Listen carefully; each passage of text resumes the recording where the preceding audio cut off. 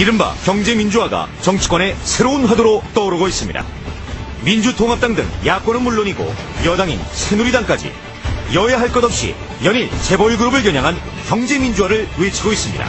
시장경제 체제가 효율을 발휘하면서 사회의 안정을 갖다가 유지할 것인가 하는 이러한 측면에 역점을 두어서 경제민주화장을 갖다가 새롭게 1%대 99%의 사회구조를 혁파하기 위한 1% 부자 증세와 재벌개혁, 중소기업 살리기를 통한 일자리 창출.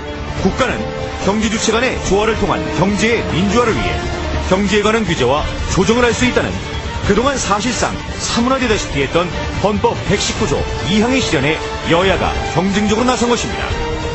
새누리당은 출자 총액제도 폐지에 따른 부작용 보완과 함께 중소기업 적합업종 지정, 일감 몰아주기 방지, 프랜차이즈 불공정 근절 등을 정책 과제로 검토하기로 했습니다.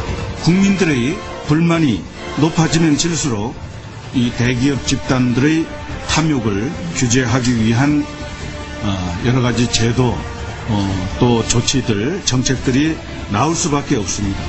민주통합당은 여기서 더 나아가 양극화와 경제불평등 완화를 위해 상위 10대 재벌에 한해 출자 총액 제한 제도를 부활하고 일감 몰아주기를 제한하기 위한 법 개정에 나서기로 했습니다. 경제민주화 양극화 해소를 위해서 재벌개혁의 본격적인 행보를 시작합니다. 한국 경제의 독버섯이 되어버린 재벌의 독종, 독식, 독주의 산독을 풀기 위한. 그러나 양극화와 경제력 집중에 대한 비난 여론을 의식해내놓은 여야 정치권의 대기업 관련 공약들은 오는 4월 총선을 염두에 두고 이른바 표퓰리즘, 즉 표를 얻기 위한 민심잡기로도 해석되고 있습니다.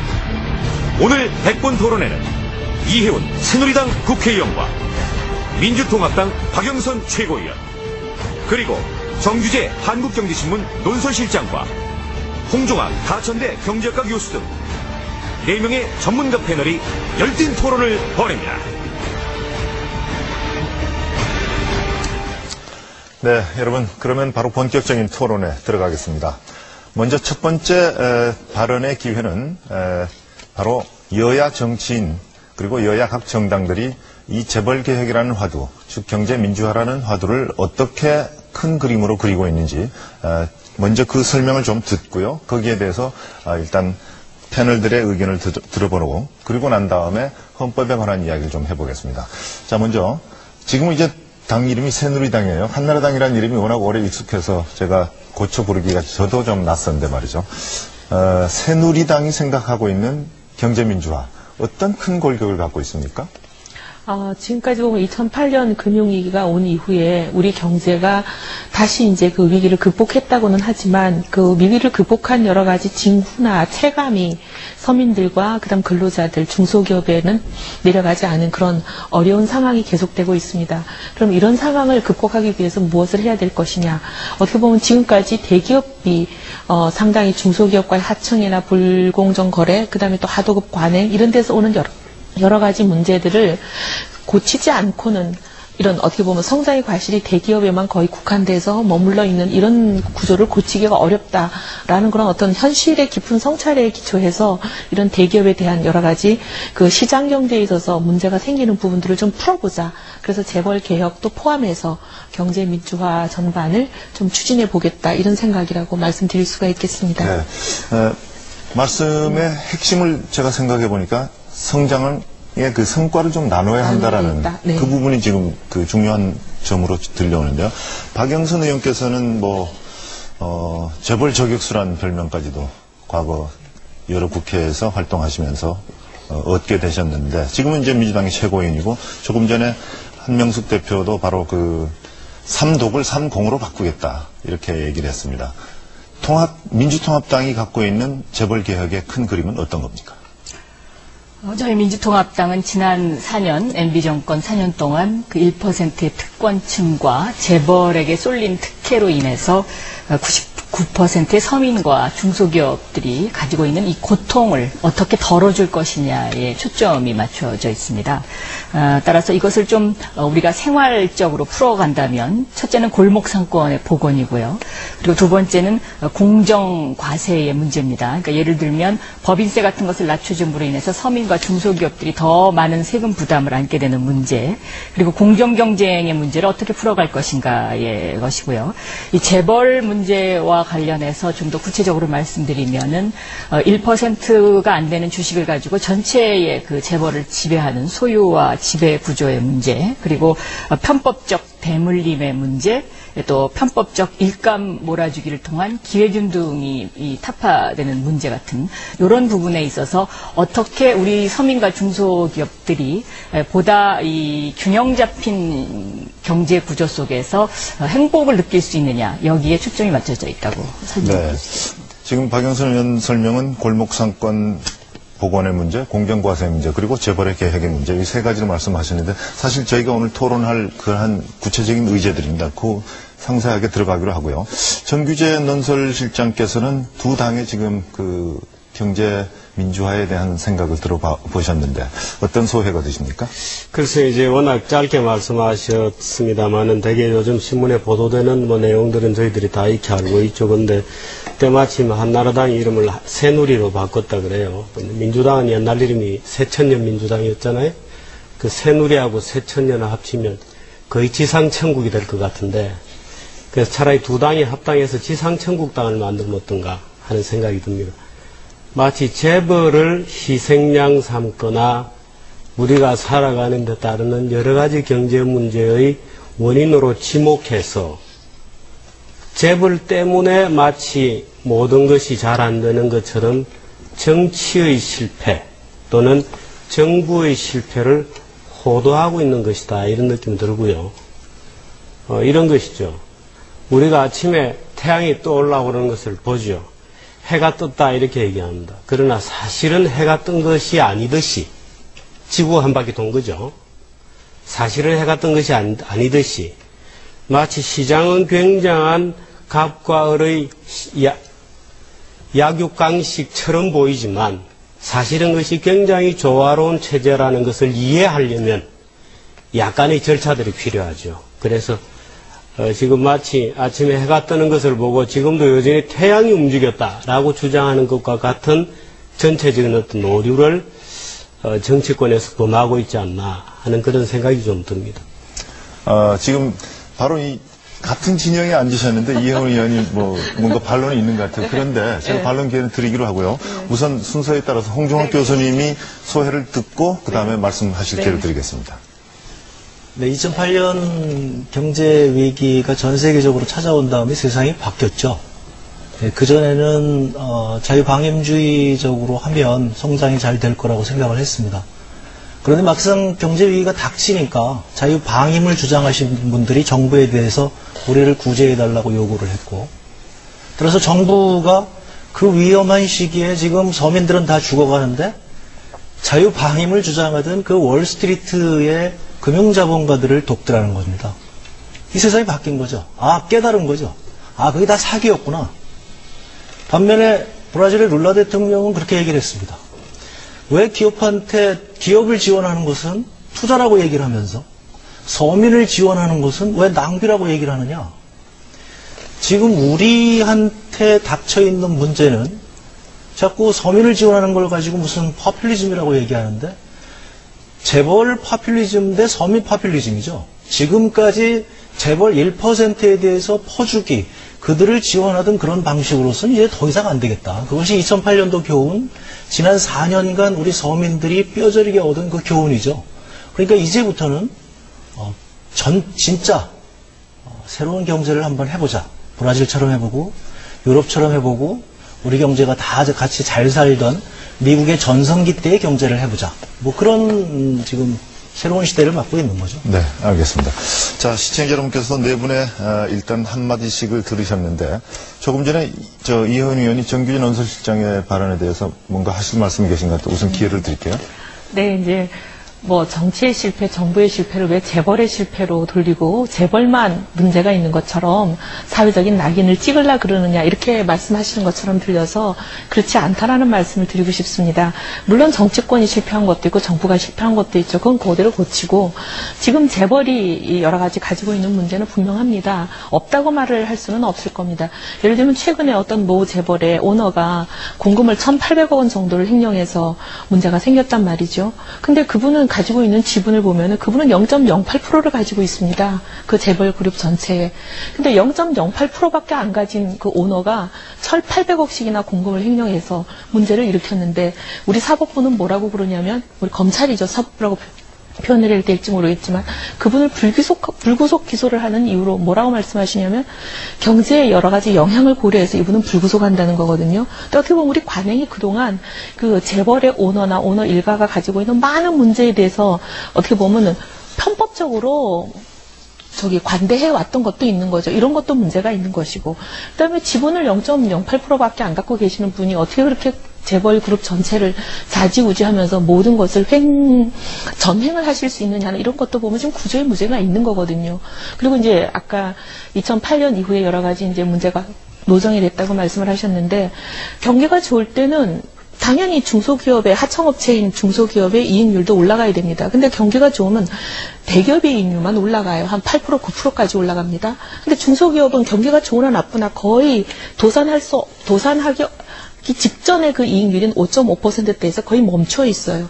그러면 이 성장의 과실이라는 것은 대기업만 가져가고 중소기업이 가져가지 못하는 이런 사례가 최근에 많이 극명하게 드러나고 있으니까 이런 현상을 보고 정치권도 학자들도 정부도 고치겠다고 얘기하는 것은 당연한 것이고 어떻게 보면 그렇게 하지 않으면 그게 직무유기라고 생각을 합니다.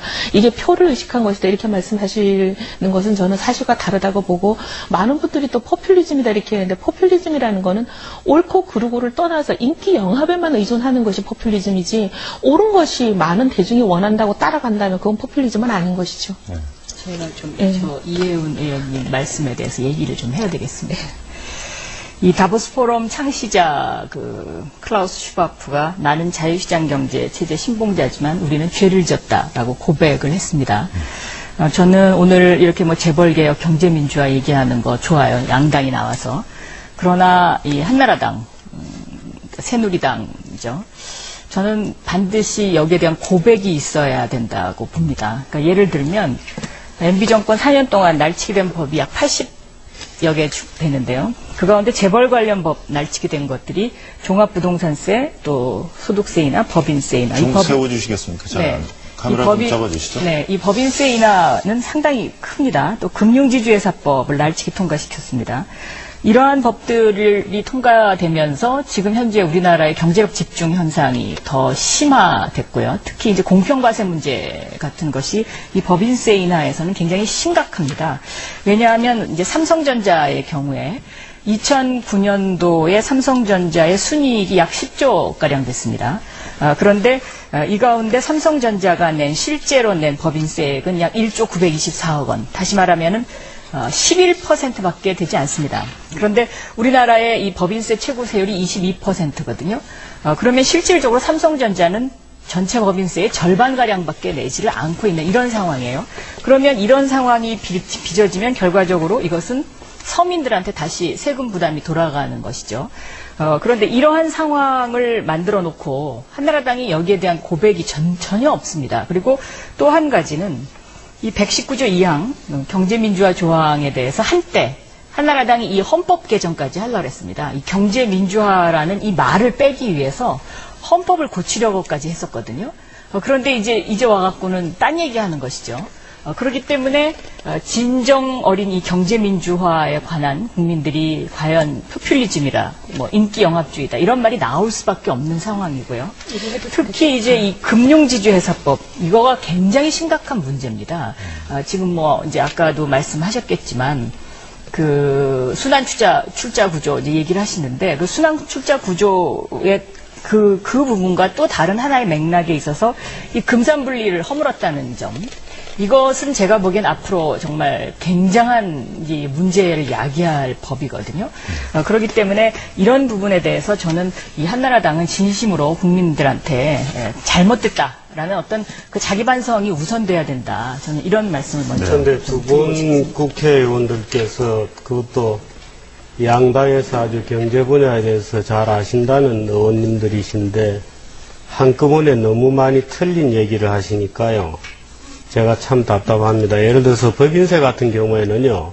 우리나라 법인들이 전 세계 어느 나라보다 전체 세수에서 많은 세금을 내고 있습니다. 그렇지 않습니다. 네, OECD 국가 가운데요. OECD 국가 가운데 우리나라가 5번째로 법인세를 많이 내고요. 그렇지 않습니다. 예. 전체 세수에서 차지하는 비중으로 하면 일본 다음으로 많이 냅니다. 그렇지 않습니다. 아니, 통계가 어디에 그런 임시세액공제가 다 있고요. 아니. 결과적으로 세율이 아니고요. 그렇지 않습니다. 세율이 아니고 실제로 낸 세수액을 얘기하는 그렇지 겁니다. 않습니다. 예, 그러니까 제가 그 통계를 한번 나중에 찾아보시면 좋겠고. 이렇게 하시죠. 한 분이 말씀 다 끝나면 반론 기회를 드리겠습니다. 예를 들어서 금융지주회사 같은 법 같은 경우에도 지금 얘기하시는 순환출자고리를 끊기 위해서 지주회사법을 만든 겁니다. 지주회사 제도는 굉장히 복잡한 제도인데요. 옛날에 우리 정부는 지주회사 자체를 오히려 굉장히 부정적으로 봐왔었어요. 그래서 재벌의 지배구조가 굉장히 불투명하게 돌아갔던 겁니다. 그래서 최근 들어서는 오히려 지주회사를 만들어서 일목요연하게 투명하게 정리하자고 하는 것이 금융지주회사법이고요. 아까 이혜원 의원께서 재벌이 횡령을 했다 이렇게 얘기했는데요. 예를 들어서 문제가 된 그 기업의 횡령 비자금에 대해서는 여러 가지 논란들이 있을 수 있습니다. 여러 가지 논란들이 있을 수 있는데 그것은 한국만의 문제가 아니고 재벌의 문제가 아니고 어떤 범법 행위에 대한 문제입니다. 어떤 범법 행위에 대한 문제를 제도의 문제로서 접근하면 곤란하죠. 예를 들면 국회의원들도 어떤 문제 있는 국회의원들이 계시죠. 예를 들어서 민원인과 접촉해서 입법 얘기를 듣고 거의 로비인지 설명인지는 모르지만 돈을 받은 분들이 계시죠. 그렇다고 해서 모든 국회의원으로 하여금 그 국회의원에게 뇌물수수가 적용되면 될 것이지만 국회의원들이 민원인을 만나서 돈을 먹었다. 그럼 국회의원들은 아예 민원인을 만나지 말게 하자는 주장이거든요, 지금. 그냥 돈을 먹으면 돈을 먹은 대로 처분을 하면 되는 겁니다. 그것은 불법행위이고요. 제도의 문제가 아니죠. 그래서 그런 것들을 하나하나씩 가닥을 타야 되는데 그저 뭉뚱그려서 문제가 있는 모든 것을 뭉뚱그려서 아까처럼 아까 앞에 자막이 좀 나왔습니다만은 예를 들어서 민주당의 대표가 얘기하는 것처럼 재벌이 전부 독버섯이다. 그럼 독버섯일 것 같으면 뽑아서 없애버립시다. 뽑아서 없애버리고 외국으로 나가라 그러세요. 차라리 그게 낫지 않겠어요? 재벌이 그렇게 독버섯이고 독약이고 뭐 쥐약인지 도약인지 모르겠습니다만 그렇다면 아예 그 독버섯을 뽑아서 내보내버리자고요. 그럼 간단해지죠. 잠깐만, 저도 좀, 왜냐하면 저를 직접 공격을 하셨으니까 제가 먼저 좀 말씀드리고 싶습니다. 제가 틀린 얘기를 했다고 아주 자신있게 말씀하셨는데 얘기 내용을 들어보니까 같이 판단의 문제를 얘기하시는 것 같습니다. 그리고 틀린 얘기를 한 건 없는 것 같습니다. 그리고 이제 지금 말씀하시는 게 재벌의 예를 들면 일부 총수가 누가 횡령을 하고 범법을 했는데 그 문제를 가지고 아예 재벌을 죽이자고 그런다. 이런 식으로 말씀을 하시는 거거든요. 저는 그런 얘기를 한 적이 없고 저는 재벌의 문제가 있기 때문에 이 재벌의 문제들을 고치자는 얘기를 한 겁니다.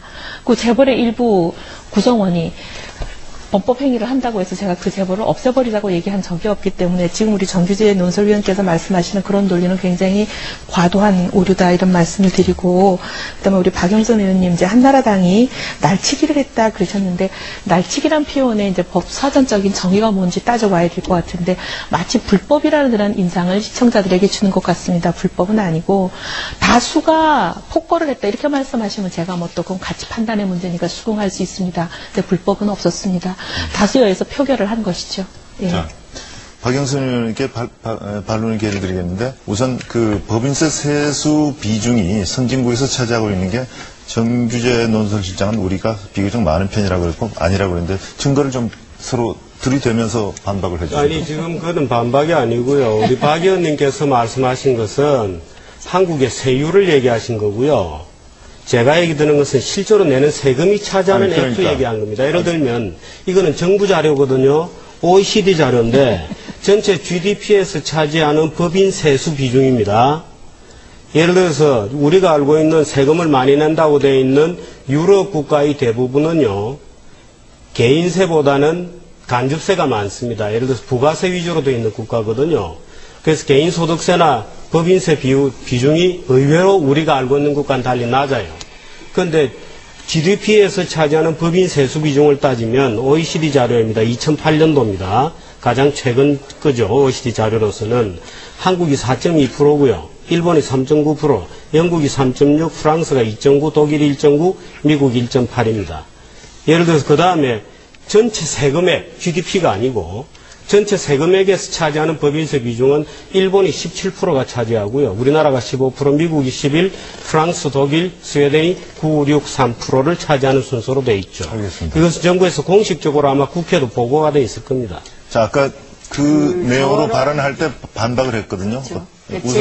제가 얘기하는 관점하고 지금 저 논설위원께서 얘기하는 관점이 다른 거예요. 그러니까 다른 얘기를 하시는 거예요. 딴 얘기를 지금 하시는데. 근데 아까 말씀하실 때 반론을 제기했어요. 세금을 적게 낸다고 하시니까요. 제가 이제 예를 들었어요. 보통 우리나라 이제 그 법인들이 22%의 세금을 내는 줄 알아요, 국민들은. 그래서 뭐 세금이 많다라고 이제 그렇게 주장들을 하죠. 그런데 실질적으로 세금을 얼마 내느냐, 우리나라 10대 재벌 기업들이 법인세를 얼마 내느냐, 그러면 평균적으로는 17%를 냅니다. 그런데 이제 이 삼성전자 같은 경우에는 각종 특혜로 인한 감면액이 너무 큰 것입니다. 그러니까 예를 들면 2009년도에요. 이 명목 법인세액이 1조 9,545억 원이었는데 이 가운데 각종 특혜로 인한 감면액이 8,621억 원입니다. 그러니까 다시 말하면 전체 납부액의 79%를 도로 가져가는 겁니다. 그러니까 실질적으로 그 세금을 내는 비율은 11%밖에 되지 않는 것이죠.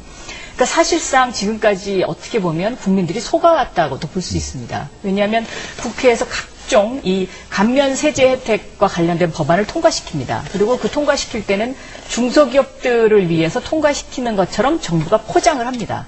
그런데 실질적으로 나중에 보면 다 대기업들이 특혜를 받습니다. 알겠습니다. 그래서 결과적으로는 중소기업에게는 혜택이 돌아가지 않았던 것이죠. 그래서 지금 이러한 이제 그 양극화 현상이 점점점 더 벌어지고 있는 거죠. 지금 그렇게 말씀하시면 곤란하고요. 예를 들면 명목 세율이 있고 실제 세부담을 얼마나 하고 감면이 얼마나 되느냐는 것은 각 국가마다 공이 있는 제도입니다.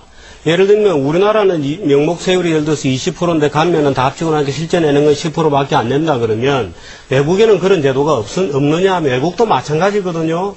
그래서 어느 나라나 명목 세율하고 실효 세율은 다른 문제입니다. 지금 대기업보다 중소기업이 세금을 더 많이 낸다는 게 그거를 누가 중소기업에 세금을 더 냅니까? 지금 대기업이 삼성전자가 11%밖에 안 내고 있는데 우리나라는 그렇게 11% 내는 기업이 있습니까? 들어보세요. 1% 대기업이 아니 우길 걸 우기셔야지. 그걸 중소기업 중에 어느 회사가 세금을 얼마나 내는지 아니 중소기업이 그럼 예를 들어서 200억 300억 지금 이익 나는 회사가 삼성전자처럼 저렇게 수천억 나는 회사보다 더 낸다는 게 말이 됩니까? 어느 회사가 더 내고 있습니까? 아니 지금 여기 제작 자료에 나오고 있어요. 가지고 어느 회사 중소기업의 평균이 17%. 제가 국세청 전화해서 물어봅시다. 자, 정기현 국세청 법인세과에 지금 전화를 해서 물어보자고. 어느 중소기업이 아니, 말이 되는 얘기라서 예를 들어서 아니 이거는 교수님 잠깐만. 우리나라는요 특히나 법인세 같은 경우에는 이거만 1분만 할게요. 아니요, 지금 혼자 하셨기 때문에 잠시만 기다려 주십시오. 지금 초반에 이렇게 토론이 열기 있게 진행되는 건 뭐 얼마든지 저희는 다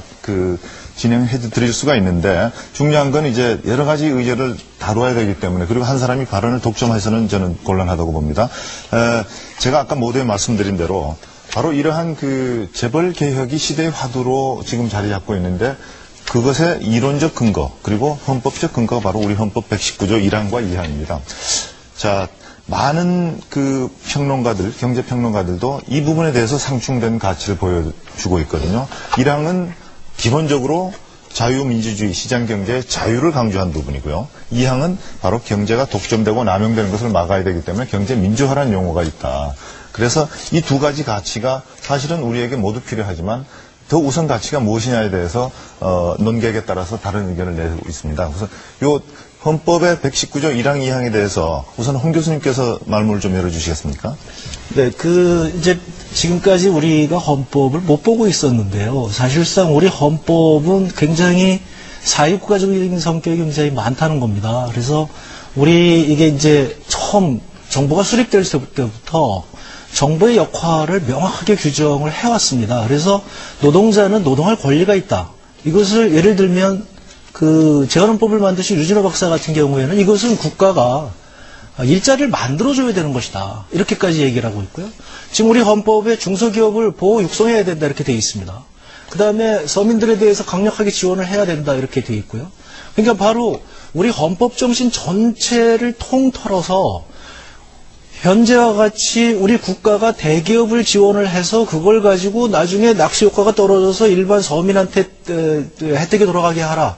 이런 게 없는 거거든요. 그러니까 헌법 정신을 여태까지 지금 무너뜨리고 대신에 여태까지는 불균형 성장을 위해서 재벌들에게 몰아주고 그 재벌들이 몰아주게 되면 거기서 일자리가 생기고 그것으로서 이제 온 국민이 좋아지겠다. 이런 헌법하고 안 맞는 얘기들을 그리고 이제 여태까지는 그 신화에 지금 우리가 몰두되고 잘못 이제 빠져갖고 여기까지 온 것이죠. 그래서 지금 와서 보니까 2008년 이후로 그 신화도 거짓이고 헌법 정신에도 안 맞고 바로 119조 2항에 있는 것처럼 국가는 경제적 집중을 억제하고 그다음에 분배 정의를 위해서 노력해야만 된다. 이렇게 돼 있는 거거든요. 그러니까 그 헌법 정신에 맞게끔 이제 제자리를 찾아가고 있다. 이렇게 봐야 되는 거죠. 네. 1항이라는 것은 어떻게 보면은 이제 자유시장 경제에 대한 존중 이런 것을 이제 표방하는 조항이잖아요. 근데 2항은 시장 경제라는 게 우리 모두가 다 알다시피 이제 어떻게 보면 무한 경쟁으로 내몰릴 수도 있는 거고 시장 경제가 100% 완벽한 그런 제도는 아닙니다. 현재까지 인류가 실험해본 많은 제도 중에서 그나마 좀 보완하면 좀 낫다라는 제도인 것 뿐이지 이게 100% 신처럼 완벽하고 이것만 하면은 뭐 나고자도 안 생기고 취약계층도 안 생기고 소외되는 사람이 안 생기다 그런 제도는 아니지 않습니까? 그러니까 이거 시장 경제를 그대로 두면은 어떻게 보면 무한 경쟁으로 내몰린 사람들이 도태될 수도 있고 그렇게 되면 그분들의 생존을 위협받을 수 있고 여러 가지 부작용이 나오기 때문에 그런 부작용, 시장 실패가 생길 경우에 정부가 책임을 지고 이 시장 실패를 교정해야 된다라는 의미이기 때문에 이 두 가지 조항은 반드시 두 개가 다 있어야지 어느 하나만 있으면 재앙이 올 수 있는 그런 상황 아니겠습니까? 근데 아까 우리 박영선 의원님께서 한나라당이 뭐 이제 이 2항을 없애려는 시도를 개헌 시도를 한 적이 있다 그러셨는데 아마 한나라당 중에 일부 그런 사람이 있었을 겁니다. 근데 이제 한나라당만 해도 180명이 넘는 의원이 있다 보니까 그 안에 여러 가지 그 생각의 스펙트럼이 다양합니다. 그런 분도 계시지만 그게 이제 한나라당 전체의 당론이라 총의로 결정되지 않았다는 것은 다수가 그 문제에 대해서 동의하지 않았다는 뜻이라는 말씀을 드리고요. 그 다음에 지금 이제 많은 분들이 이명박 정부 4년 내내 상당히 대기업에 대해서 이렇게 우호적이고 친화적인 그런 정책을 해놓고 왜 이제 와서 재벌을 개혁하겠다 그러냐 총선 때 되니까 표 얻으려고 잠시 쉬어하는 거 아니냐 이런 말씀을 아까도 누가 하셨는데 그렇다기보다는 저희 한나라당 안에도 이 다이내믹스가 있습니다. 4년 동안 이명박 정부 시절에 어떻게 보면 실세라고 불리고 결정권을 쥐고 있던 많은 분들은 이명박 대통령과 비슷한 생각을 하셨던 분들이고 근데 이제 상당히 또 다수가 그 반대하는 사람들이 있었지만 어떻게 보면 이명박 대통령께서 대통령이라는 그 지위 때문에 그 소수의 이렇게 말 소수라기보다는 반대하는 사람들의 의견이 정책으로 관철되지 못했던 면이 있는 거죠. 근데 이명박 대통령이 이제 어떻게 보면 지금 좀 많이 힘이 좀 약해지셨다고 표현을 해야 되나요? 그러다 보니까 나머지 사람들이 지금 목소리가 더 터져 나오고 있는 이런 상황이라고 말씀을 드리고 싶습니다. 네. 지금 뭐 이혜웅 의원 말씀을 잘 해주셨는데 저는 4년 동안 이 법들이 날치기 됐을 때 그럼 과연 그분들이 왜 목소리를 안 내고 지금까지 가만히 조용히 있다가 이제 와서 힘 빠졌다 그래갖고 다시 목소리를 낸다? 저는 이거는 아니라고 생각합니다. 예를 들면 박근혜 대표도요. 이 날치기 되는 법 통과됐을 때 조용하셨고 또 여기에 대해서 아마 찬성표를 던지셨을 겁니다. 그러면 그 찬성표 던진 거에 대한 분명한 자기 입장이 있어야 되고 또 자기 고백이 있어야 됩니다. 잘못됐다. 그리고 새로 다시 시작하겠다라든가 뭐 이 정도는 있어야지 그냥 분칠만 새로 싹 하고 얌전히 앉아 계시면 그거는 제가 보기엔 진정성이 없는 것이라고 보고요. 이 119조 이제 1항과 2항에 대해서 질문을 하셨는데 간단하게 설명하면 저는 이렇게 설명이 된다고 생각합니다.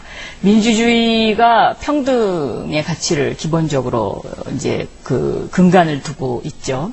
자본주의는 경쟁이라는 어떤 그 근간을 두고 있습니다. 이 두 개의 개념이 사실 충돌하는 것입니다. 그래서 민주적 자본주의를 어떻게 잘 해갈 것인가가 바로 헌법 119조 1항과 2항입니다. 그러니까 1항과 2항은 사실은 충돌하는 개념입니다.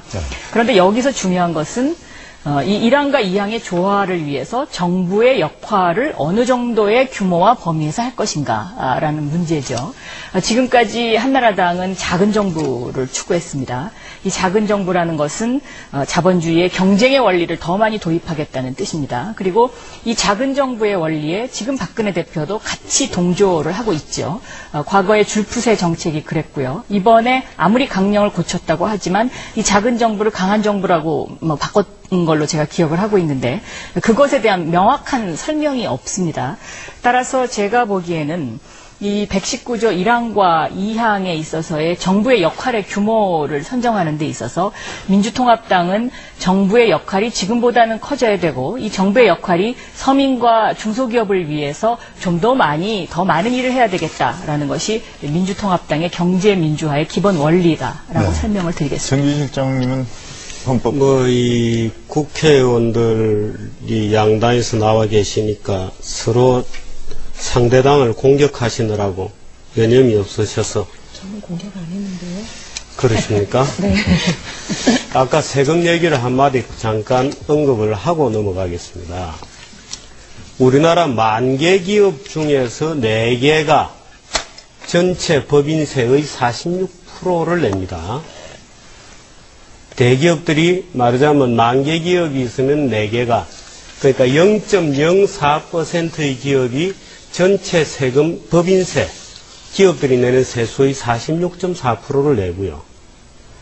0.17%가 64%를 내고요. 1.2%, 말하자면 100개 중에 1.2개의 기업이 전체 법인 세수의 83%를 냅니다. 그러니까 아주 소수의 기업이 사실은 법인세 거의 대부분을 부담하고 있습니다. 그건 제가 수정을 드리고요. 헌법 119조 2항 같은 경우에는 이 국회의원 하시는 분들께서 법을 해석을 이런 식으로 하시면 곤란한데요. 헌법은 그 헌법 조항이 지정하거나 지시하는 각 법률 조항들이 또 있습니다. 밑에 하위 법률 조항들이. 그래서 하위 법률 시행령이 있고 해서 헌법 체계를 이루게 되는 건데 헌법 119조 2항의 소위 경제민주화 조항이 난데없이 그동안에 다 잠들고 있다가 지금 일어난 것처럼 얘기를 하시는데요. 그렇지 않습니다. 지금 우리나라 공정거래위원회라든지 소비자보호원이라든지 만들어져서 예를 들어서 시장에 여러 가지 불공정한 거래에 개입한다든지 하는 것들이 다 그 법조항에 기반하고 있는 거예요. 그래서 이미 작동이 되고 있는 겁니다. 그런데 난데없이 그게 없었던 것처럼 만들어 와서 반기업 캠페인하고 대기업이라는 것을 마치 우리가 이렇게 고단하게 살기 어려운 것이 전부 저자들 때문이라고 희생양을 만들어 놓는데 그것을 위해서 갑자기 119조 2항이 어디 잠들어 있다 무슨 깨워놓은 만고의 무슨 도깨비 방망이처럼 지금 들고 나오면 곤란하죠. 자, 정 실장, 들어있다고 얘기하는 잠깐만요. 정 실장. 사실을 오도하시는 건 좀 삼가해 주셨으면 좋겠어요. 네. 우리가 지금 재벌 개혁을 갖고 이야기를 하고 있는데 헌법의 119조 1항과 2항이 서로 상충하는 가치가 있을 수 있기 때문에 우리 국민들에게 이것이 왜 이런가를 한번 논의를 해보고 넘어가자는 거지. 지금 갑자기 2항을 들고 나와서 모든 사람들이 재벌 개혁 얘기한다. 이런 회의한 사람은 없어요. 않습니다. 기본적으로 네. 상충되지 않고요. 그게 상충되지 않는다니까요. 그러면요, 이렇게 합시다. 제가 우리가 지금 아니 난데없이 나온 정치권에서 난데없이 경제민주화 조항 119조 2항 특위 만들고 했잖아요. 아니, 여러 가지 관련 법들이 있잖아요. 민주통합당에서 만든 것이고요. 자, 알겠습니다. 지금 이게 나머지요. 난데없는 게 아니고 아니 그러니까 집권 양당이 초기에는 제가 볼 이 조항을 때는 없애자고 그러니까 한나라당이 굉장히 한나라당, 새누리당인지 뭐 민주당인지 제 눈에는 요즘 하는 거 보면 똑같습니다. 그러니까 합당을 하시든지 뭐 하시는 게 좋죠. 자, 이렇게 하겠습니다. 지금 바로 재벌 개혁이, 자, 이 의원 잠깐만요. 재벌 개혁이 화두이기 때문에. 자, 그렇다면 여러분들께서 느끼는 재벌 무엇이 문제길래 이렇게 개혁을 해야 된다고 생각하시는지 각자 한 분씩 말씀하실 기회를 드리겠습니다. 가장 큰 문제가 뭐라고 보시는지 우선적인 가치부터. 네, 홍 교수님부터 시작할까요? 네, 지금 이제 정 의원님이 말씀하셨어요. 그 일부 기업이 법인세를 다 내고 있습니다. 왜 이렇게 됐을까요? 일부 기업이 이익을 다 내니까 그렇죠. 그러니까 우선 그걸 인정하시는 거죠. 네. 그러면 그러니까 일부 기업이 바로 그렇게 모든 부와 소득을 다 독점하고 있기 때문에 나머지 사람들은 지금 다 적자고 다 그냥 지금 뭐 적자 인생인데 무슨 세금을 냅니까? 어떻게 해요? 누가 적자로 봐요? 바로 이것이 미국에서도 1929년 대공황 이전에 바로 지금 말씀하신 그와 같은 상황이 벌어진 이후에 대공황이 발생했고 그 소득 분배 악화가 계속 악화되어서 2008년도까지 오니까 그 다음에 2008년도 세계 경제 대위기가 온 겁니다. 바로 지금 말씀하시는 그 현상이 한국에서도 위기를 가져올 굉장히 중요한 단초가 된다. 지금 재벌이 다 가져가고 그러니까 중소기업이 다 적자나고 있고 그 다음에 서민들은 다 골목상권까지 다 뺏겨서 저러고 있고 그러니까 서민들이 할 수 있는 게 뭡니까? 그러니까 계속 빚을 얻는 거죠. 그러면 이 재벌들이 공정한 시장 경제 내에서 그 제대로 경쟁을 해서 저렇게 돈을 많이 벌었느냐? 그러면 저희가 뭐 인정할 수 있는 것이죠. 문제 중에 핵심은 뭐냐면 지금 정부가 저 재벌에 대해서 막대한 지원을 해주고 있다는 겁니다. 예를 들면 현 정부 들어서 지금까지 부자 감세 그다음에 저 법인세 감세 해가지고 특히 대기업한테 돌아가는 걸 거의 100조 원을 주었습니다. 그럼 100조 원이라고 하는 돈이라고 하면 이게 100조 원이면 어떻게 되냐면 이 2천만 원짜리 월급쟁이를 50만 명을 우리가 500만 명을 우리가 고용할 수 있는 그런 정도의 엄청난 지금 돈을 저기다 준 거예요. 그리고 나서 우리는 고용이 안 되니까 재벌한테 가서 고용 좀 해달라. 또 뭘 해달라. 이런 방식이거든요. 알겠습니다. 그러니까 이것이 이제 잘못된 거죠. 자, 알겠습니다. 첫 번째 재벌의 문제를 바로 경제력 집중으로 지금 표현하셨는데 정재 의원이 하신 말씀 있으세요? 세금 혜택 받아가지고 하나도 안 내고 중소기업 다 낸다고 그러시더니 재벌 세금 많이 낸다 그러니까 이제는 돈을 많이 버니까 내는 게 당연하다 그러시면 어떡해요. 그리고 알겠습니다. 중소기업하고 중소기업은 다 굶어 죽는다고 얘기하셨는데요. 그렇지 않습니다. 최근에 중소기업 영업이익률이요. 정부 자료입니다. 한국은행 자료로도 꾸준히 개선되고 있는 추세에 있습니다. 그게 지금 묘사하시듯이 무슨 서민 이렇게도 중소기업 하는 분들이 왜 서민입니까? 중소기업 하기가 어려운 것은 분명하죠.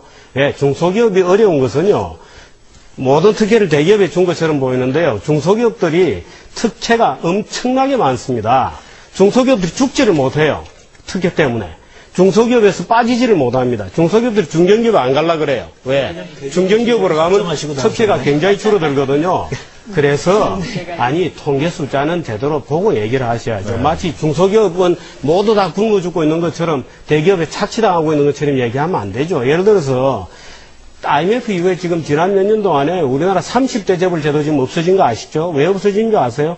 30대 재벌 중에 절반인 15개가 풍비박산이 났습니다. 30대 재벌 중에서 15개 재벌이 날아갔다고요. 오히려 재벌, 소위 말해서 우리가 아는 재벌이 더 많이 구조조정이 된 거지 중소기업이 구조조정되지 않았습니다. 오히려 과당 경쟁이 문제죠. 제가 이 화면을 통해서 설명을 드리겠습니다. 이 두부를 예를 들면은요, 이 CJ하고 대상의 재벌 그룹이 두부에 뛰어들었습니다. 2006년도에 2,300여 개였던 두부 공장이요, 2011년에 1,580개로 줄었습니다. 그러니까 두부를 만들던 이 영세업자들, 서민들이 다 일자리를 잃어버린 겁니다. 그러면 예를 들면 재벌이 이렇게 뛰어들므로 인해서 이 재벌은 아무래도 기계로 다 이제 두부를 많이 만들 테니까 일자리가 그만큼 또 줄었죠. 한때 이제 지금 빵 때문에 문제가 되는데 빵가게. 그래서 뭐 재벌들이 대통령이 한 말씀 하시니까 다 철수하겠다고들 요즘 하지 않습니까? 참 대단한 정경유착이라고 생각되는데요. 이 빵가게도 2005년도에 15,000여 개가 골목에 있었습니다. 그런데 이것이 2011년도에 5,000여 개로 줄어들었죠. 이것이 바로 이제 하나의 단편인데요.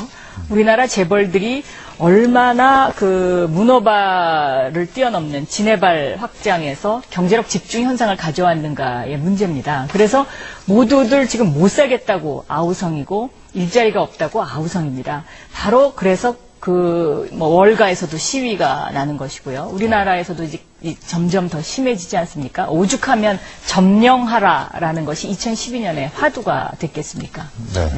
이혜원 의원. 그 두 얘기 제가 먼저 얘기할까요? 아니요, 잠깐만요. 발언을 한 번씩 주시죠. 돌아가면서 할 수 있도록 하시죠. 아까 우리 홍 박사님하고 우리 박영선 의원님 그리고 우리 정기재 논술위원 사이에 법인세 가지고 논란이 많은데 아까부터 제가 이 말씀을 드리고 싶었어요. 양쪽이 틀린 얘기는 아니고 서로 다른 면을 보고 있습니다. 왜냐하면 저쪽에서는 세율이 다른 나라에 비해서 낮지 않느냐라고 얘기하시는 것이고 이쪽에서는 우리나라 대기업이 전체 GDP 중에서 내는 세수가 대기업이 많이 재벌이 내고 있다 이 얘기인데 이거는 사실은 그래요. 이익을 많이 내니까 세금을 많이 내는 건 지금 당연해요.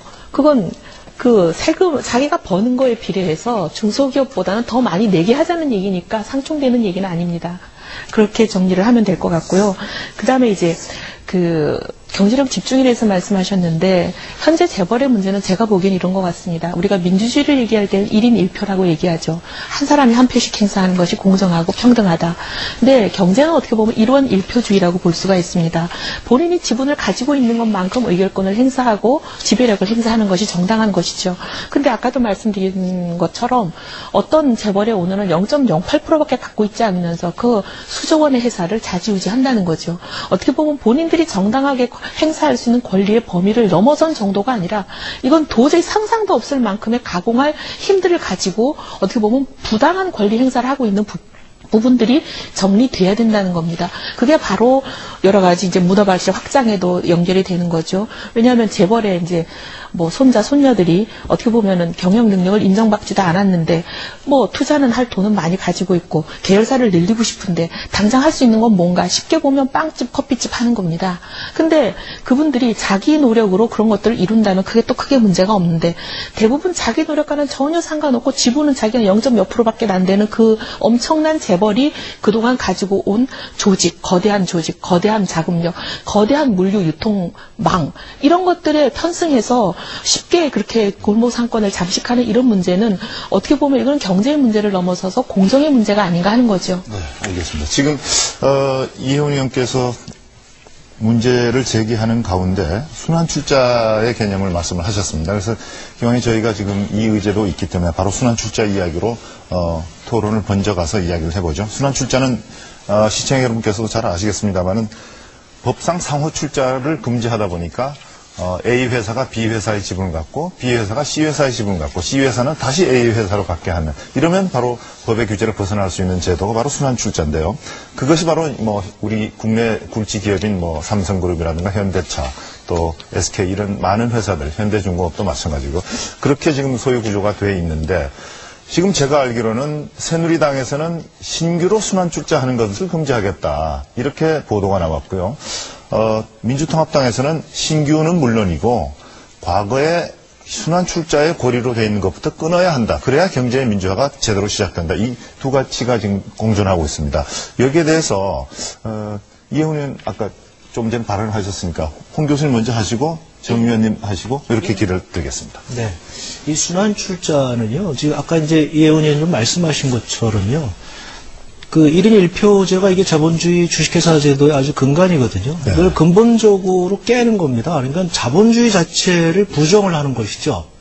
그러니까 계속적으로 순환출자를 돌리면 한 사람의 그 표는 남의 99%에 해당한다는 표만큼 지금 실제로 삼성 같은 경우가 그 총수가 지금 1%가 안 되는 지분을 가지고 그룹 전체를 지배하고 있다는 말이죠. 그러니까 그분의 한 표는 나머지 분들의 99표하고 거의 상응되는, 그것보다 오히려 능가하는 지금 한 표가 99표를 지금 지배하는 자본주의를 부정하는 행위가 되는 것이죠. 근데 문제가 되는 것은 뭐냐면 지금 이것이 출자총액 제한 제도가 있을 때는 그래도 그거에 의해서 좀 걸려 있었는데 그것마저 드러내고 나니까 2008년도에 그러니까 순환출자가 막 늘고 있는 거예요 지금.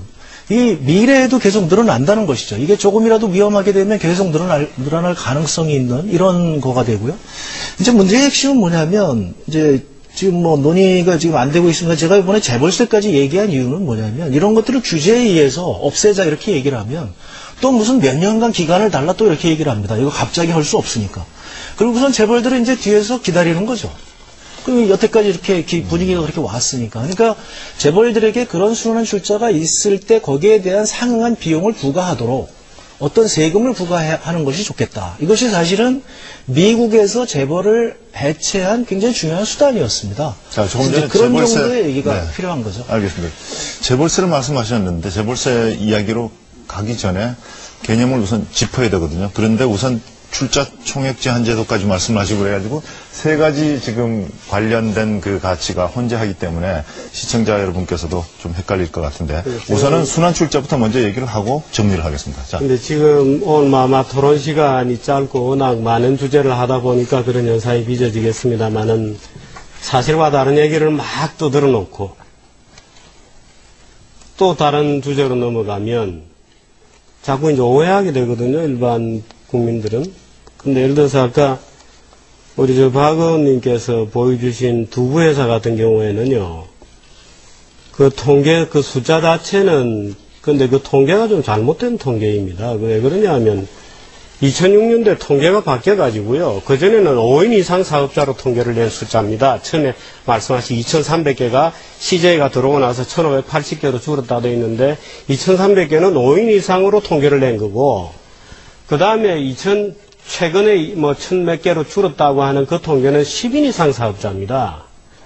그러니까 실제로 그 기준이 다른 기준을 갖다 지금 두 개 숫자를 붙여놓은 거죠. 그래서 그런 점들이 이게 두부 조합에서 아마 이걸 냈을 텐데요. 그래서 잘못낸 거로 이미 지적이 되었던 겁니다. 근데 그게 안 고쳐지고 한번 나온 잘못된 자료가 계속 돌고 있는 거고요. 지금 순환출자 같은 경우에는 원래 순환출자라는 것은 썩 좋은 현상은 아니죠. 왜냐하면 자본이라는 것은 순수한 100만 원을 출자로 했다. 그럼 100만 원이 순수한 말하자면 뉴머니여야 되는데 예를 들어 두 회사가 계속 상호 출자를 돌아가면서 하면 가공자본을 늘리거든요. 그래서 자본의 충실도라고 하는 상법의 기본 정신에 반하는 겁니다. 그래서 순환출자는 좋지 않은 거예요. 근데 상호출자는 지금 우리 법에서 전면 금지되어 있고 그러니까 편법으로 말하자면 A, B, C, D, E, E가 다시 A에 출자하는 형태로 가공의 자본을 만들어낸다. 이렇게 이제 이론적으로 보는 겁니다. 그래서 순환 출자도 금지해야 된다. 이렇게 되어 있는 건데요. 지금 우리나라 예를 들어 지금 삼성 얘기를 하셨는데 이건 회장이 일주를 가지고 이런 1표가 자본주의 주식회사의 기본인데 일주를 가지고 99명을 이길 수 있다는데 예를 들어서 워렌 버핏 같은 경우는 일주 1표는 아니죠. 워렌 버핏 같은 경우는 한 주를 가지고 120개의 의결권을 행사하니까요. 그 나라마다 제도들이 굉장히 복잡합니다. 근데 어떻든 삼성이 순환출자가 된 것은요. 삼성이 허위의 가공자본을 만들어내기 위해서 그렇게 해서 만들어진 게 아닙니다. 아까 처음에 제가 지주회사 제도가 금지되어 있었기 때문에 그동안에는 우리나라 관변의 관료들이 전부 지주회사는 아주 나쁜 거로 봤어요. 요즘 오히려 지주회사를 장려하죠. 투명하다고. 근데 그동안 굉장히 나쁜 거 봤습니다. 그래서 지주회사를 금지시켰죠. 그래서 기업들이 출자가 굉장히 복잡해졌고 그 다음 예를 들어 삼성 같은 경우는 전자가 카드에 출자하고 카드가 에버랜드에 출자하고 에버랜드가 생명에 출자하고 생명이 전자에 출자해서 순환구조가 형성이 되어 있는데 전자가 카드에 출자한 거나 그 카드가 에버랜드에 출자하게 된 것은요. 중앙일보 재벌 언론 하지 마라 그래서 내보낼 때 억지로 만들어진 겁니다. 전자가 카드에 출자한 것은요. 지난 카드 대란 때 정부가 시켜서 한 겁니다. 말하자면 삼성전자는 본인이 순환출자를 할 의도가 전혀 없었어요. 그런데 정부가 여러 가지 이유로 주식 빨리 처분해라 하면서 하다가 만들어져 버린 겁니다. 말하자면 의도 전체가 이렇게 계속 얘기를 하세요. 지금 공정위 자료에 지금 8개가 있습니다. 예를 들면 순환출자가 8개가 있어요. 삼성이 공정위에서 발표한 자료입니다.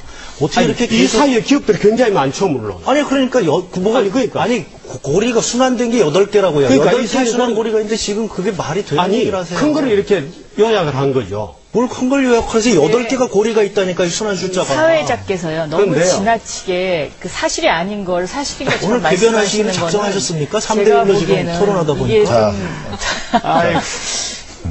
자, 이렇게 하겠습니다. 그 순환출자 이야기가. 자, 그러면 제가 질문을. 가공자본을 만들어내기 위해서 순환출자를 한 게 아니라는 건 인정하시죠? 아니죠. 가공자본을 만들기 위해서 8배나 만들었다니까요. 순환출자를. 이것도 예전에 없던 걸 지금 최근에. 자, 그러면 논의의 초점이 지금 마치 그 세 분과 이 한 분이 의견이 다른 것처럼 그렇게 보여지는데, 정규재 위원께 그러면 이렇게 질문을 하겠습니다. 순환출자라는 제도는 개선돼야 한다고 보십니까? 아니면 현재와 그대로 둬야 됩니까? 지주회사 체제로 가는 것이 깨끗하겠죠. 그러니까 순환출자의 고리는 끊는 게 맞죠? 순환출자보다는 지주회사 체제로 가는 게 바람직하다고 저는 봅니다. 알겠습니다. 그래서 지주회사 체제로 갈 수 있도록 유도해 주는 게 좋겠죠. 자, 그런데 지금 민주통합당에서는 기존의 순환출자의 고리마저도 다 끊어야 한다라고 지금 이야기를 하고 있거든요. 그렇게 하기 위해서는 기존의 어떤 기득권이랄까, 갖춰져 있는 그 지분의 관계를 어떻게 정부의 명령으로 다 정리할 수 있을 것인가, 자본주의 시장경제 원칙에서. 그 부분이 충돌할 것 같은데, 박영선 의원은 어떤 대답을 하시겠습니까? 단계적으로 순환출자의 고리를 끊어주는 게 맞다고 보고 있는 것이죠. 어떤 방법으로 끊을 수 있죠? 그러니까 이제 지금 말씀하셨던 지주회사 체제로 가면 되는데요. 지금 정규재 논설위원께서 얘기하시는 지주회사 체제와 저희가 얘기하는 지주회사 체제가 다른 겁니다. 그러니까 어떤 다른 거냐면 저희는 금산분리의 원칙 하에서 지주회사 체제로 가야 된다는 것이고요. 아마도 그 한나라당은 금산분리를 없애버리고 그 자본을 섞어서 가자고 얘기할 겁니다. 왜냐하면 재벌들이 그걸 바라고 있으니까요. 그리고 재벌들이 지금 그것을 바라는 그 요인은 두 가지가 있습니다. 그러니까 지주회사 체제로 가는 척하면서 또 어떤 걸 노리냐면 재벌 3세, 4세로의 주식 증여가 가능합니다. 그러니까 정당한 방법으로의 주식 증여가 가능하고요. 그러면서 또 세금을 안 내는 것이죠. 이제 지주회사를 만드는 척하면서 물려주는 겁니다. 그거를 하나 노리고 있는 것이고요. 두 번째는 이제 이 정부 들어서 제가 앞에서도 설명드렸습니다마는 금융지주회사법을 날치기 했습니다. 지금까지 날치기 된 법 중에요. 역대 그 어느 정권도 경제 관련 법을 날치기 한 경우는 없었습니다. 그런데 이거는 좀 아주 범죄에 해당하는 정도의 방법을 통해서 날치기를 했거든요. 왜 날치기를 했겠습니까? 이거는 국민적 동의를 얻기 어렵다고 판단을 했기 때문에 그런 것인데요. 그 금융지주회사법의 골자가 증권과 보험회사가 산업자본을 가질 수 있게 만드는 것이 골자입니다. 그런데 특히 이제 이것은 뭐가 문제가 되냐면 지금 우리나라의 재벌들이 자기가 1% 지분도 갖고 있지 않으면서 99%를 지배하는 것이 문제인데 특히 보험회사 같은 경우는 자기 돈이 아니지 않습니까? 그럼 고객의 돈입니다. 그런데 이 고객의 돈과 관련해서 지금 회계의 정리가 명확하게 우리나라 보험회사들이 돼 있다고 내세울 만한 회사들이 몇 개 되지가 않습니다. 그런데 그런 상황에서 이 고객의 돈을 가지고 보험회사가 또 다른 산업자본의 회사를 차릴 수 있게 한다면 이거는 이제 앞으로 뒤죽박죽이 돼가지고요. 회계상에도 문제가 생기고요. 이것의 근본적으로 노리는 부분은 무엇이냐면 바로 삼성전자와 삼성생명의 관계입니다. 그러니까 삼성전자는 산업자본이고 삼성생명은 이제 금융자본인데요. 이 두 자본을 뒤죽박죽 섞어서 지주회사를 만들 수 있게 할 수 있는 법의 근간을 만든 것이 바로 금융지주회사법, 날치기 된 금융지주회사법이거든요. 이렇게 되면 시장 질서가 교란이 되는 것이죠. 그리고 재벌 특혜를 주는 것이고요.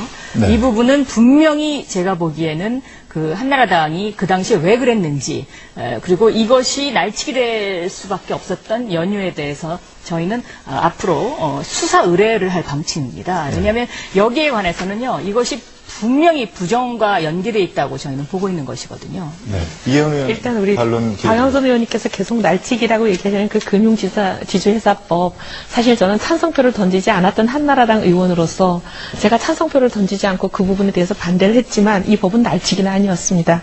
국회법의 절차를 다 준수한 것이었고 이제 다수가 어떻게 보면은 다수의 힘으로 이걸 밀어붙였다라고 말씀하시면 그거는 가치 판단의 문제니까 그럴 수 있겠지만 근데 이제 어쨌든 이 법이 날치기는 아니라 모든 국회법 절차를 준수한 통과였다는 말씀을 드리고 제가 좀 반론을 해야 되겠습니다. 저는 그럼에도 불구하고 저는 이게 날치기라고 반대한 게 아니라 이 내용에 대해서 반대했기 때문에 저는 사실 이 금융지수 회사법에 대해서는 저는 찬성표를 던지지 않았습니다. 그때 이제 한나라당에서 최근에 어떤 분이 나오셔가지고 앞으로 하는 신규 휴관칠제에 대해서만 금지를 시키고 이미 과거에 있었던 거에 대해서는 인정을 한다는 듯한 발언을 하시는 부분에 대해서 사실은 저도 동의하지 못합니다. 과거의 것을 그대로 인정하면 이 모든 현재까지만 해도 일어난 이 엄청난 이 잘못된 관행들을 고리를 끊을 수가 없기 때문이거든요. 그럼 그것이 당론이 어느 쪽입니까? 당론은 아직 확정되지 않았습니다. 예, 확정이 되지 않았고 그분이 그냥 언론에 나와서 자기 생각을 얘기하신 걸로 저희는 알고 있습니다. 근데 이제 지금 박영서 의원님 말씀하시는 것처럼 금산분리를 완화시켜가지고 이걸 해소할 거다. 이제 그렇게 뭐 의심을 하실 수는 있죠. 근데 만약에 그런 상황이 된다면 저도 반대고 그건 굉장히 저는 바람직하지 않은 상황이라고 봅니다.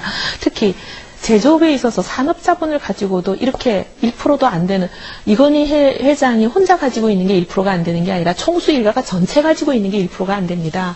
근데 이렇게 조그만 지분을 가지고도 이렇게 엄청난 전횡을 하시는 분들께 금융이라는 것을 맡길 수는 없다고 생각합니다. 금융은 산업자본보다는 더 피해가 막심한 그런 분야이기 때문에 그래서 이 금산분리를 완화해서 이것을 해결하는 방안으로 한나라당이 저는 가지 않을 것이라고 보고 또 한나라당이 그런 방향으로 가려는 분이 있으면 저는 분명히 반대한다는 말씀을 드립니다. 제가 질문을 하나 드리고 싶은데요. 두 분 의원님들께. 조금 이따가 하시고요. 제가 이혜훈 의원님 하신 얘기에 대해서 반론을 좀 해야 될 게 있는데 이혜훈 의원께서 이제 17대 국회 때 이 금산분리 문제가 논쟁이 됐을 때 금산분리는 박물관에 보내야 되는 그런 제도다라는 발언을 하신 적이 있어요. 근데 그때하고 지금하고 생각이 좀 바뀌신 것 같아요. 지금 말씀하시는 거 보니까.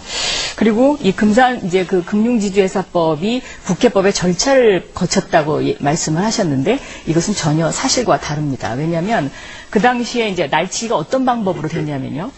같은 이름의 두 가지 종류의 금융지주회사법이 있었습니다. 하나는 박종희 의원 법안이었고요. 하나는 공성진 의원 법안이었습니다. 날치기 된 것이 바로 이 공성진 의원 대표 발의된 이제 법안인데요. 박종희 의원 법안은 비교적 정상적인 절차를 거쳐서 본회의에 상정이 됐고요. 이 공성진 의원 법안은 전혀 논의가 안 됐습니다. 논의가 안 됐는데 어느 날 국회에 가보니까요. 이름이 똑같다고 해가지고 이 이름이 똑같은 법안 두 개가 같이 붙어 있는 겁니다. 그러니까 한 법안에 뒤에 가서 공성진 의원 법안이 붙어 있는 거예요. 그래가지고 대부분의 의원들이 이 법이 날치기 되는 줄도 모르고 찬성표를 던진 의원들이 있고요. 일부 안 의원들이 한나라당에서도 반대표를 던졌습니다. 이혜훈 의원이 그 당시에 반대표 던진 건 제가 또렷이 기억을 하고 있는데요. 알겠습니다. 이런 상황이기 때문에 저는 이걸 수사 의뢰해야 된다고 보는 것이죠. 왜냐하면 국회에서 이런 일이 두 번 다시 있게 되면은 앞으로 똑같은 이름을 가진 법안들을 다 줄줄이 하나만 심의하고 나머지 법들은 심의 하나도 안 하고 다 붙여가지고 통과시킨다면 그거는 민주주의 국가에서는 있을 수 없는 일이거든요. 자, 지금 국회에서 일어난 일은 저도 참 답답하네요. 들어보니까 수사를 하든지 하셔야 될 것 같고 처음으로 동의를 해주시죠. 금산분리는 원래 은행에 관련되어서 나온 얘기입니다. 왜냐하면 보험이나 이런 다른 금융기관들과는 달리 은행은 신용 창출 기능을 가지고 있기 때문에 은행은 말하자면 대출 성수를 통해서 자본을 굉장히 늘릴 수 있기 때문에 은행은 안 되겠다고 하는 것이죠. 금산분리가 보험회사에 적용되는 나라는 거의 우리나라밖에 없고요. 미국에서 어떤 주는 금산분리를 적용하고 있습니다. 그래서 제가 거기에 대해서 여쭤본다는 것인데 예를 들어서 한국의 대기업 개혁을 주장하고 기부를 좋아하는 많은 분들이 워렌 버핏을 굉장히 천사처럼 보시죠. 그 워렌 버핏이 지배하는 회사는 벅셔 해스웨이라고 하는 보험회사입니다. 이 보험회사가 44개의 산업회사를 쫙 거느리고 있어요. 말하자면 우리나라 지금 박 의원님이나 이혜원 의원님께서 얘기하시는 바로 그 금산분리를 정면으로 위배하고 있는 것이죠. 그런데 이 44개 회사 중에서 별별 걸 다 합니다. 초콜릿 회사도 있고요. 사탕 제가 가져왔습니다만 사탕도 팝니다. 말하자면 안 하는 게 없죠. 뭐 별별 걸 다 해요. 자, 이런 현상에 대해서 어떻게 보시는지. 예를 들어서 벅셔 해스웨이는 그 워렌 버핏이 벅셔 해스웨이를 통해서 44개 산업지주회사를 초콜릿 회사까지 지배하고 있는 이 현상에 대해서도 반대하시는지 한번 얘기를 듣고 싶습니다. 그게 지금 계속 사실이 아닌 얘기를 하시니까 지금 어떤 사실이 뭐가 사실이 아니에요? 그 미국의 경우에 보험회사가 그렇게 하기 위해서는 엄청난 규제를 받아야 되는 겁니다. 그러니까 한국처럼 이렇게 하지를 않아요. 아니요, 우리나라 보험에서도 무척 규제를 받죠. 아니요, 그러니까 지금 그 얘기를 그렇게 같이 아니, 하시면 안 되고요. 우리나라 기업은 다르고 외국 기업은 어떻게 다르다고 근거없이 주장하세요? 오늘 그 얘기한 게 지금 증거 없이 아까 얘기한 거 제가 그러면 반론 드릴게요. 아니, 법시에서 아까 얘기한 보세요. 거 제가 반론 드릴게요. 우리나라 산업 전체의 평균 실효 법인세율이 17%입니다. 대기업들이 17%입니다. 그러니까 대기업이나 중소기업이나 거의 같이 17% 실효세율을 내고 있는데 삼성전자 11% 내고 있습니다. 그러니까 이게 특혜 아닙니까? 그걸 왜 그걸 뻔히 아니라고 얘기를 하시고 제가 말씀드리고 싶은 건 이런 겁니다. 우리가 삼성전자한테 이렇게 지금 특혜를 줬는데 삼성전자는 지금 어떻게 됐냐면요. 해외 직원 수가 지금 지난 3년간 3만 5천 명이 늘었습니다. 그동안에 지금 국내 직원 수가 얼마가 늘었는지 아십니까? 거의 절반밖에 안 됩니다. 그러니까 돈을 엄청나게 벌었는데 우리가 삼성전자에 대해서 저렇게 많이 지원을 해주고 있는데 삼성전자는 사실상 지금 해외 고용을 하고 있다는 겁니다. 이건 거꾸로 얘기하면 우리 정부가 지금 세계화를 편승해서 대기업한테 외국 사람들 고용하라고 지원을 해주는 것과 똑같은 상황이라는 겁니다. 네, 혹시 국내 고용은 몇 명인지 얘기해 주시겠어요? 16,000명 늘었습니다. 그러니까 총 몇 명이죠? 총 2010년도에 10만 명입니다. 그렇죠. 아니, 잠깐만요. 예를 들어서 보시죠. 저도 좀 반론. 정기전 논설시장 잠깐만 대기해 주시고요. 지금 보면 금융지주회사가 산업자본을 소유하는 것 또는 산업지주회사가 금융자본을 소유하는 것 이 부분에 대해서 이제 바로 금산분리에 대한 철학이 있는 것인데요. 지금 아까 말씀하신 것 중에 출자 총액 제한 제도하고 순환 출자 그리고 이 지주회사 분리 이 사실은 같이 맞물려 있는 문제 아니겠습니까? 자, 그렇다면 우리나라에서 지금 현재 금융자본과 산업자본이 분리돼야 마땅한데 현재 삼성 경우에 예를 들자면 지금 오늘 삼성 얘기가 너무 많이 나와서 좀 그렇긴 합니다만은 삼성그룹의 경우에는 전자와 생명으로 상징되는 두 개의 산업자본과 금융자본이 주식이 서로 맞물려 있습니다. 자, 이걸 어떻게 끊어야 된다고 보십니까? 그거부터 우선 좀 해법을 주시고 얘기를 풀어나가면 좋겠네요. 이게 이제 바로 제가 17대 때 통과시켰던 금산분리법입니다. 네. 그런데 이제 그 금산분리법을 그 당시 통과시키는데 굉장히 힘들었습니다. 왜냐하면 한나라당이 뭐 그 법에 대해서는 거의 신경질적인 반응을 보일 정도로 반대를 했었고요. 그래서 이것이 이제 법사위에서 오랜 기간 동안 이제 지체가 되다가 2006년도 12월 달에 통과가 됐는데요. 그 당시 통과될 때도 삼성의 요구를 많이 들어줬습니다. 그러니까 유예기간을 달라고 했습니다. 그러니까 5년의 유예기간을 달라고 해서 지금 유예기간을 준 상태죠. 그러니까 아직까지 그 부분에 있어서 삼성 측이 어떤 주식을 팔았다거나 하는 그 시점이 다가오지 않았습니다. 그런데 지금 제가 생각해 보면은요. 그 유예기간이라는 것 자체도 정권이 바뀔 것에 대비해서 시간 계산을 다 한 것이더라고요. 왜냐하면 금융지주회사법을 날치기 통과시키는 순간 제가 그걸 깨달았습니다. 그러니까 금융지주회사법은 이 보험회사가 산업자본을 가질 수 있기 때문에요. 이 금융지주회사법과 17대 국회 때 제가 통과시켰던 금산분리법이 어느 시점에 가면 이게 충돌을 하게 됩니다. 그럼 이 충돌할 때 어떻게 할 것이냐. 이제 그 당시 그것이 이제 다음 정권에서 해결해야 되는 부분인데요. 저는 여기서 이제 이해운 의원한테 이 금융지주회사법을 저는 원래대로 되돌려야 된다고 생각하고 있습니다. 여기에 찬성하실 수 있는지 저는 그 부분을 찬성합니다. 그렇기 때문에 이번에 이제 18대 국회에 와서 자꾸 날치기라 주장하시는 그 법 통과 때 제가 찬성하지 않았던 건데요. 근데 의원님 이런 게 있습니다. 이게 이제 우리 국회에서 보면은 어떤 원안이 법이 심의를 거쳐서 올라와요. 근데 이 굉장히 방대한 법 중에 일부를 수정하고 싶은 사람들이 30인 이상 모여서 서명을 하면 다른 거는 다 그대로 하고 요것만 바꿀 수 있는 수정한 제도가 있습니다. 근데 어떻게 보면 이제 한나라당이 그 제도를 좀 악용했다고 말씀하시면 그건 뭐 제가 받아들일 수 있어요. 같이 판단의 문제니까. 근데 이제 불법이라고 얘기하시는 거는 좀 받아들이기 어렵고 어쨌든 뭐 시청자들이 판단하실 거라고 보고 어떤 법을 이제 이용하면은 있는 겁니다.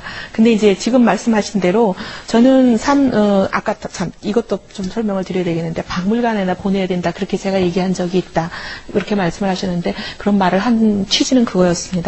아까 우리 정교재 논설위원도 말씀하시는 것처럼 우리가 금산분리라고 얘기하는 제도가 다른 나라하고는 좀 다른 면이 있습니다. 우리는 뭐 은행뿐만이 아니라 카드, 보험 모든 게 다 뭉뚱거려져 가지고 굉장히 다른 나라의 금산분리 제도와는 다르게 지금 현행되어 있는데 이걸 항상 이렇게 일면적으로 비교하다 보니까 좀 다른 면이 많습니다. 오해가 되는 부분도 많고. 그래서 저는 우리나라의 이 제도가 굉장히 다른 나라하고 다르다라는 취지로 한 말이라는 것을 말씀을 드리고요. 어쨌든 저는 그럼에도 그렇고 그래서 저는 지금 말씀하신 대로 금융지주회사가 금융자본을 가질 수 있도록 하는 거, 보험이라는 분야에 국한해서라도 그렇게 하는 부분에 대해서는 저는 굉장히 심도 있고 신중하게 가야 된다 이렇게 생각하는 사람입니다. 네, 알겠습니다. 지금 금산분리가 왜 생겼는지를 제가 설명을 잠깐 드릴게요. 이거는 아셔야 되는데요. 짧게 해주세요. 그럼. 예를 들어서 내가 은행입니다. 거래장 한 사람밖에 없어요. 예를 들어서 우리 홍 교수가 기업이라고 보고 내게 예금을 맡겼잖아요. 내가 홍 교수라고 하는 기업으로부터 받은 예금을 가지고 그 기업을 사버리는 겁니다. 그렇게 하지 못한다는 거죠, 기본적으로. 그런데 이런 기능을 하는 것은 은행밖에 없습니다. 예를 들어서 보험이라든지 기타 회사들은 본질적으로 신용 창출 기능이 없기 때문에 이런 금산분리 규정이 적용이 안 되는 거예요, 기본적으로. 그래서 그 보험회사의 자산 건전성을 위해서 그나마 우리가 할 수는 있죠. 그럼 국가가 결정하면 됩니다. 결정하면 되는데 미국 같은 나라에서 가지고 있는 금산분리 규정을 미국에는 은행이라고 되어 있어요. 그런데 그것이 우리나라에 오면서 금융이라는 이름으로 바뀌다 보니까 지금까지 혼란과 착각을 불러일으킨 겁니다. 그래서 아까 제가 질문을 드린 것인데요. 워렌 버핏의 제과점에 대해서 요즘 빵집 문제로 말이 많으니까 워렌 버핏의 제과점에 대해서 워렌 버핏의 보험회사에 대해서 어떻게 생각하시나요? 말하자면 그런 문제가 해결이 안 되면 이 사실이 그 대공황 이전에요. 사실은 이런 대공황 이전에 JP 모건이 은행을 가지고 있었고요. 그리고 역시 또 뭐 철도회사나 US 스틸이나 이런 걸 다 갖고 있었습니다. 그것이 대공황이 일어나고 나서 이런 게 안 되겠다 그래서 투자은행과 은행을 분리시키고 그리고 거기다 산업자본과 이 금융자본을 다 분리시킨 겁니다. 그것을 1980년 이후에 완화시켰죠. 그 결과가 뭡니까? 그 결과가 2008년도 경제위기 아닙니까? 투자은행하고 다시 은행들하고 이렇게 함으로 인해가지고. 그거는요. 그러니까 다시 지금 금산분리라든가 이런 그 보험회사라든가 여기와 산업자본을 분리시키는 게 좋겠다. 지금 가장 위험한 보험회사 지난번에 그 문제됐던 게 보험회사 아닙니까? 그러니까 2008년도에. 자꾸 지금 주변 얘기를 가지고 마치 그게 그러니까 지금 언어를 자꾸 헷갈리게 쓰고 있는데요. 그 사실이 산업은행하고 투자은행을 분리한 것은요. 우리나라 말로 표현하면 증권하고 은행하고 분리한 겁니다. 아니 그거하고는 좀 개념이 다르죠. 네. 투자은행의 본질은 투자은행의 증권회사는 아니죠. 투자은행의 본질은요. 네. 그 인베스트먼트 지금 우리가 얘기하는 인베스트먼트 네. 뱅크인데 그게 우리가 얘기하는 투자은행이 우리나라의 시중은행하고는 전혀 다른 것이죠. 논설 위원님께서 자꾸 이렇게 논점을 흐리시면은요. 이 얘기가 자꾸 산으로 가거든요. 자, 네 분 다 잠깐만 기다려 주시고. 아니, 벅셔 해소의 보험회사. 아까 그 부분에 대해서는 네, 됐습니다. 자, 지금 보면은 말이죠. 거기에 대해서 얘기를 하셔야죠. 지금부터 금산분리가 그렇게 나쁘다는데. 발언 기회를 드린 분만 짧게 한 1분 이내씩 발언을 좀 해주시면 좋겠습니다. 협조해 주시기 바라고요. 아까 말씀 중에 재벌세라는 용어, 제가 이게 사실은 더 토론을 해야지 마땅한데 가닥이 잡히지 않기 때문에 재벌세까지 이야기하고 결론을 한마디씩 발언할 기회를 드리는 걸로 토론을 매듭지어야 되겠습니다. 근데 재벌세라는 것은 지금 그 민주통합당이나 진보 세력에서는 이른바 업무와 무관한 계열사에서 얻어들이는 배당 이익에 대해서는 세금을 내야 된다. 이것이 재벌세의 핵심이죠? 아닙니다. 그거 아닙니까? 예, 진보당에서 그렇게 얘기하는 거고요. 네. 저희가 얘기하는 거는 미국의 루즈벨트 대통령이 미국의 재벌을 깰 때의 재벌세는요. 바로 그 배당에 대해서 업무하고 관계없이 이게 이제 삼성처럼 그룹처럼 이렇게 여러 단계에 걸쳐서 배당을 하게 되면 아주 조그만 액수만 배당에 대해서 세금을 하더라도 여러 단계 거치는 기업일수록 손해를 보게 돼 있거든요. 네. 그러니까 전반적으로 그 층을 줄이게 되는 효과가 있습니다. 그래서 진보당하고는 얘기가 좀 다릅니다. 그럼 형평성의 원리상 개인이 주식 지분을 많이 갖고 있어서 주식 가치가 올라가서도 돈을 벌 수 있고 또 배당을 받아서도 이득이 생길 수 있지 않습니까? 거기에 대해서 똑같이 그럼 세금을 내게 해야 되는 거 아닌가요? 그러니까 이게 일부러 이중과세를 하는 겁니다. 루즈벨트 대통령이 미국 재벌을 어떻게 해체할 것이냐 고민을 굉장히 많이 했습니다. 그런데 지금 문제는 뭐냐면 아까 얘기한 그 모든 대책들이 규제들이 재벌들이 콧방귀를 낍니다. 왜냐하면 그 규제가 실제 실효성을 갖기에는 3년, 4년이 걸리거든요. 그러니까, 그때쯤은 또 정권 바뀌겠지, 또 국회 바뀌겠지. 그러니까 이제 바로 그런 문제 때문에 실효성이 있는 이런 세금으로 재벌을 해체해야 된다 해서 미국이 성공을 한 거죠. 네. 지금 재벌세에 대해서 한나라당, 새누리당은 어떤 입장입니까? 새누리당의 공식적인 입장은 없고요. 제 개인적인 사견밖에 없는데 말씀드려도 되나요? 짧게. 저는 어쨌든 순환 출자를 상당히 해소하는 어떻게 보면은 상당히 실효성 있는 방안 중에 하나로 그걸 뭐 지금 말씀하시는 제안을 원안 그대로 받아들이는 게 문제가 있다면은 좀 검토해볼 필요는 있다고 생각합니다. 지금 순환 출자는 그런 어떻게 보면은 굉장히 과격한 방법이 아니고는 도저히 기존의 이 출자 구조는 깨기가 어려운 상황입니다. 말씀하신 대로 시간 벌기만 하거든요.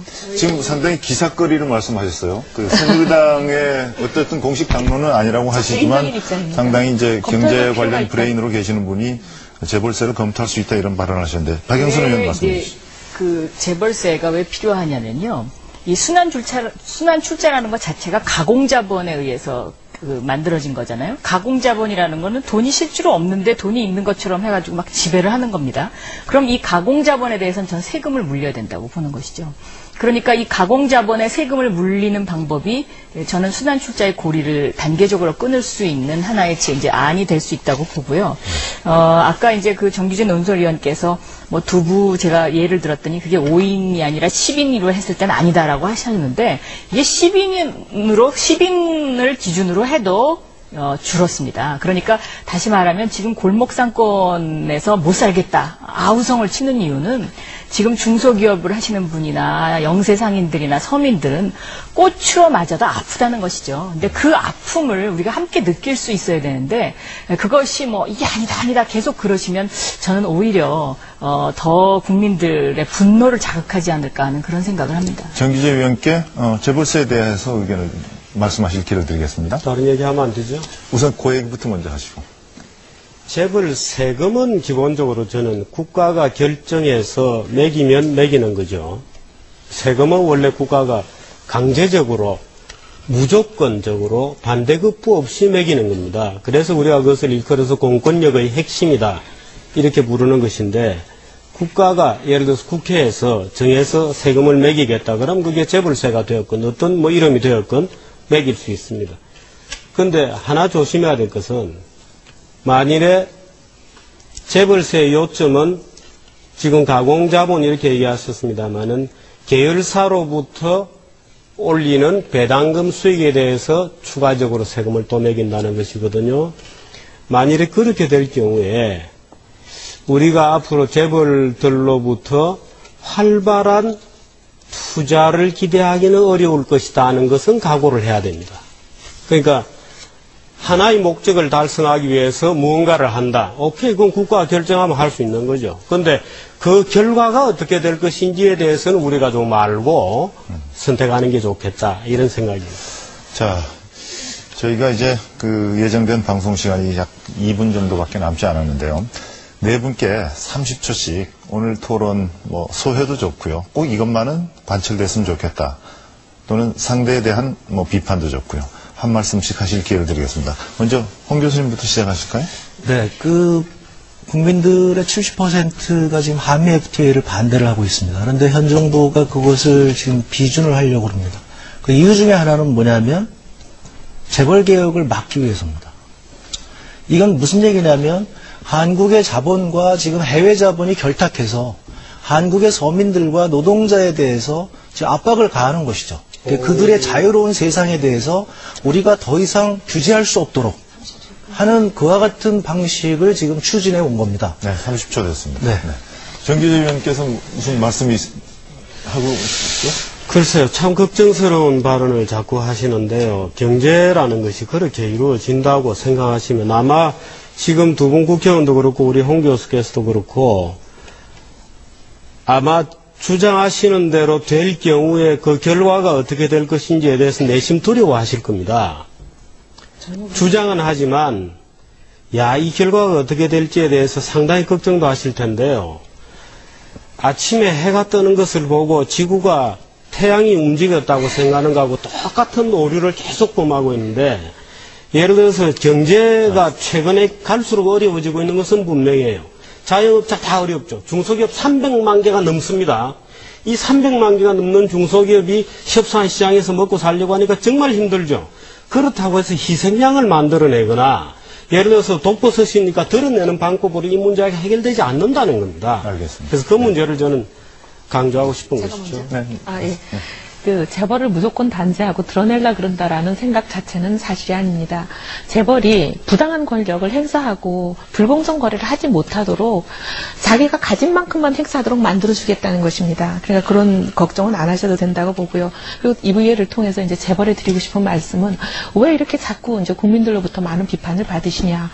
사자는 배부르면 사냥하지 않는데 우리 재벌은 그렇게 하지 않는다는 거죠. 재벌이 그 엄청난 가공할 자금력과 조직력과 유통망 이런 것을 이용해서 동네 상권을 쥐고 있는 우리 소상공인들 몰아내고 싸우고 그분들 눈물 흘리는 일에 쓰지 마시고 세계 무대를 향해서 나가서 세계에서 정말 굴지의 외국 기업들을 상대로 돈을 벌어오는 일에 좀 더 집중해 주시면 고맙겠다는 생각이 듭니다. 네, 저희 민주통합당의 이제 재벌 정책은 99% 서민과 중소기업들이 느끼는 분노를 어떻게 그 화합된 에너지의 힘으로 만들어내느냐에 초점이 맞춰져 있습니다. 그래서 재벌을 못 살게 굴겠다는 것이 아니고요. 예를 들면 카드 수수료만 해도 재벌들은 1% 내지만 우리 골목 상권의 어려운 영세상인들은 4% 이상의 그 카드 수수료를 내고 있습니다. 이런 부분들을 바로 겠다는 것입니다. 따라서 지금 이런 어떤 우리 골목상권이 느끼는 그 아픔, 이 아픔을 우리가 함께 공유하지 않으면 우리 대한민국이 선진국으로 같이 갈 수 없다. 그러니까 함께 잘 살고 함께 행복한 나라를 만들자라는 그런 데 초점이 맞춰져 있다는 것을 끝으로 말씀드립니다. 네. 네 분 오늘 열띤 토론 참가해 주셔서 감사하고요. 시청자 여러분께서는 오늘 토론 어떻게 지켜보셨습니까? 정치의 독재는 많은 사람들의 희생과 또 민주화를 요구하는 시위 이런 걸 통해서 이제 개혁이 되고 민주화로 바꿔질 수 있죠. 경제 독재 이것은 어느 한 경제 주체가 독점, 독식 이렇게 할 때 생겨나는 것이죠. 그렇다면 경제 독재는 어떻게 고칠 수 있을까요? 바로 법과 제도를 합리적으로 고치는 걸 통해서 가능할 겁니다. 오늘 네 분께서 말씀하신 가운데 그 경제 민주화의 해법이 뉘엿뉘엿 보였습니다. 다소 보완점이 서로에게 있을 걸로 알고 있고요. 앞으로 지혜롭게 국회에서 이러한 문제들을 좀 협의해서 경제도 이제 좀 민주화되는 그런 시대를 우리가 맞기를 기대하면서 오늘 토론을 마무리하겠습니다. 함께해 주신 여러분 대단히 고맙습니다.